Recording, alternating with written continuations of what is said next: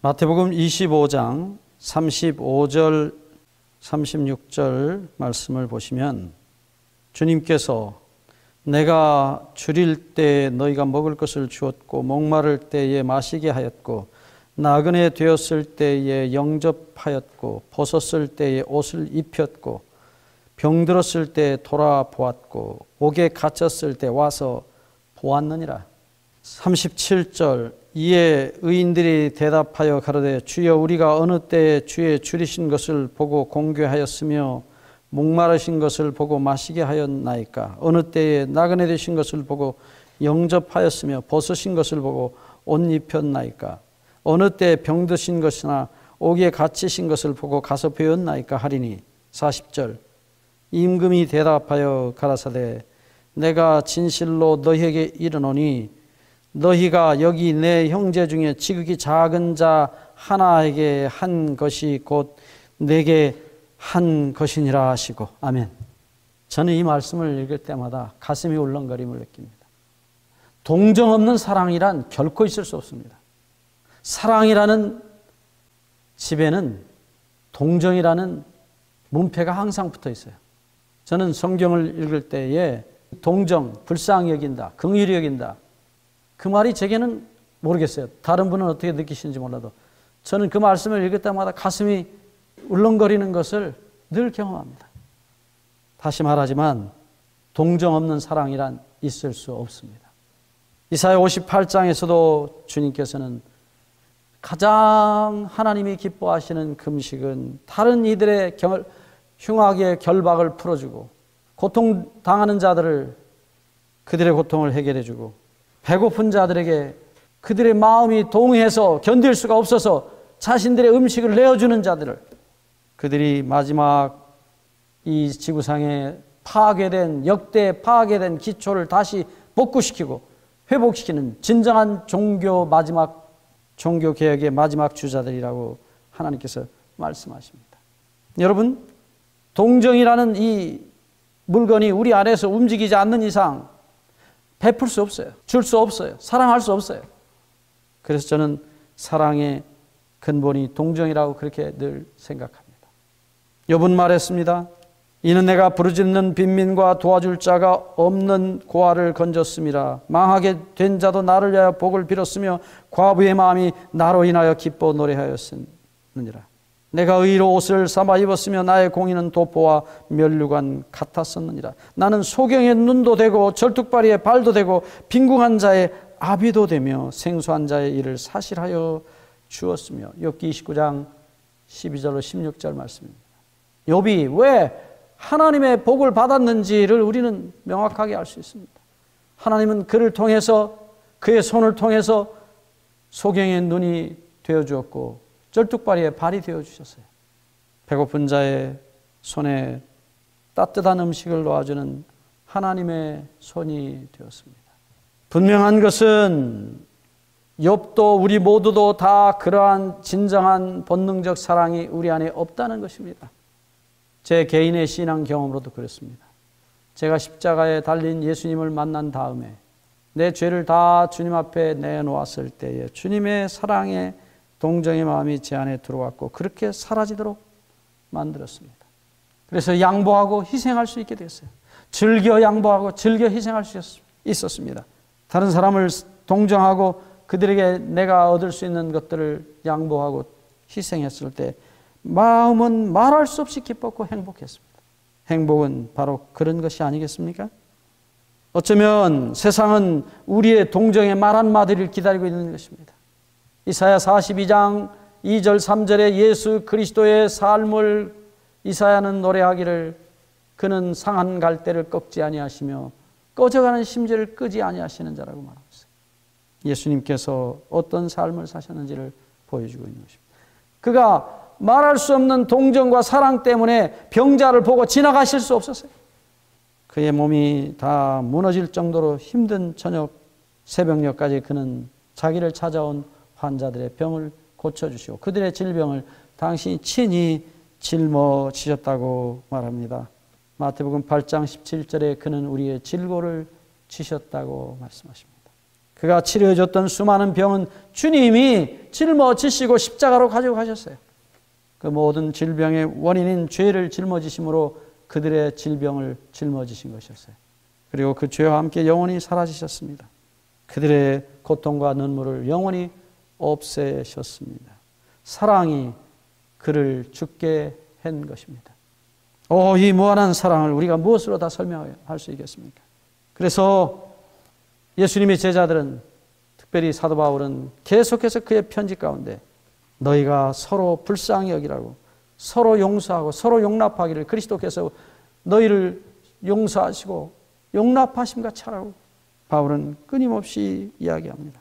바울이 예수님을 만나기 전에 유대인의 법을 613가지를 완전히 지켰던 사람입니다. 그가 빌립보 3장 6절에 말한 대로 그는 율법으로 흠이 없던 사람입니다. 그러나 그것이 율법이 아니었음을 알게 됐어요. 그것은 자기를 위하여 지킨 율법이었기 때문에 불법이었습니다. 자기가 의롭게 되고 자기가 복을 받고 자기가 영생 얻기 위해서 지킨 율법들이었기 때문에 그것은 이기심의 열매들이었을 뿐이요, 자기 사랑의 열매, 곧 죄의 열매였을 뿐이었어요. 그러나 그가 예수 그리스도를 만난 다음에 그의 이기적 본성과 예수님의 자기를 영원히 희생시키시면서까지 우리의 영원한 행복을, 생명을 위해 자신의 몸을 버리셨던 그 사랑 앞에서 그는 완전히 죽고 없어져 버리고 그리스도의 사랑으로, 그리스도의 긍휼과 동정으로 채워지고, 그리고 그는 어쩌면 신약의 사도들 가운데 어느 누구에도 비기지 않을 만큼 풍성한 사랑과 긍휼과 동정을 가진 사도로 변합니다. 그가 빌레몬이라는 사람에게 편지를 보내면서 자기 밑에 와서 예수님을 배우고 깨달았던 오네시모를 위해서 그가 편지를 보낼 때 남의 종이 되었고 빚을 지고 도망온 이 사람의 빚을 내가 다 갚을 테니까 자네가 이 불쌍한 형제를 다시 한번 받아주게나. 그가 진 빚은 내가 다 갚아주겠노라. 감옥에 갇혀있는 이 바울이 빌레몬에게 본 편지는 참 우리의 감동을, 바울의 그 아름다운 인간의 아름다운 모습을 너무나 풋풋하게 우리에게 느끼게 해주지 않습니까? 그는 자기가 지금 쇠사슬에 묶였고 언제 죽을지도 모르는 사람입니다. 그럼에도 불구하고 그는 정말 긍휼이, 동정이 넘치는 사람, 그리스도의 사람으로 변해 있었습니다. 그는 더 이상 자기의 형편을 돌아보지 않았습니다. 내가 쇠사슬에 묶인 이것 때문에 복음이 더 힘있게 전해지는 것을 위해서 하나님께 감사한다. 내게 사는 것은 그리스도니 죽는 것도 유익함이라. 영혼들에 대한 사랑, 죽어가는 영혼들에 대한 불쌍히 여기는 동정이 바울을 그리스도처럼 만들었습니다. 그리스도가 그 안에 계셨기 때문이었습니다. 동정의 말 한마디, 친절한 행동 하나는 피곤한 어깨에 지워져 있는 무거운 짐을 내려주는 일을 하는 것입니다. 사심이 없는 친절한 말과 동정의 행동, 그것은 잃어버린 인류를 구원하시는 예수님의 사랑의 표현입니다. 우리가 얼마나 사랑의 말, 친절의 말, 동정의 말을 하는 일에 우리가 얼마나 어색하고 인색한 사람들입니까? 사랑을, 동정을 표현하시게 되기를 바랍니다. 그 동정의 말 한마디가 죽어있는 영혼을 살리는 생명수가 되는 것입니다. 그 위로의 말 한마디가 세상에 핥히고 상처받은 수많은 영혼들에게 새로운 생명과 희망을 가져다 주는 것입니다. 살인하지 말라, 그 계명은 우리가 사랑을 표현하지 않는 일에도 적용되고 있는 것을 기억하셔야 합니다. 내가 사랑을, 내 아름다운 친절과 동정을 주지 아니하고 표현하지 아니한 것 때문에 얼마나 많은 영혼들이 죽어가고 있다는 사실을, 그것은 곧 하늘이 볼 때는 살인 행위와 결코 다르지 않다는 것을 기억하셔야 합니다. 우리가 나눠주지 않은 사랑, 우리가 전해주지 아니한 복음, 그것은 수많은 영혼들을 죽게 만든 것입니다. 그리스도는 끊임없는 사랑의 셈이요 동정의 셈이었어요. 그에게서 나타난 표정과 말과 행동은, 그의 삶은 전체가 우리 죄인들을 향한 사랑과 동정의 셈에 넘치는 물줄기였어요. 그것이 흘러가는 곳마다 새로운 생명을 살려냈습니다. 그는 자신의 궁핍과 고통을 기억하지 않았습니다. 자신의 십자가와 죽음을 기억하지 않았습니다. 그에게 보인 것은 우리밖에 보이지 않았습니다. 자식밖에 보이지 않았습니다. 그는 십자가도 대못도 채찍도 가시관도 보이지 않았습니다. 자식을 향한 사랑과 그분의 동정은 십자가로 그를 기꺼이 가게 했습니다.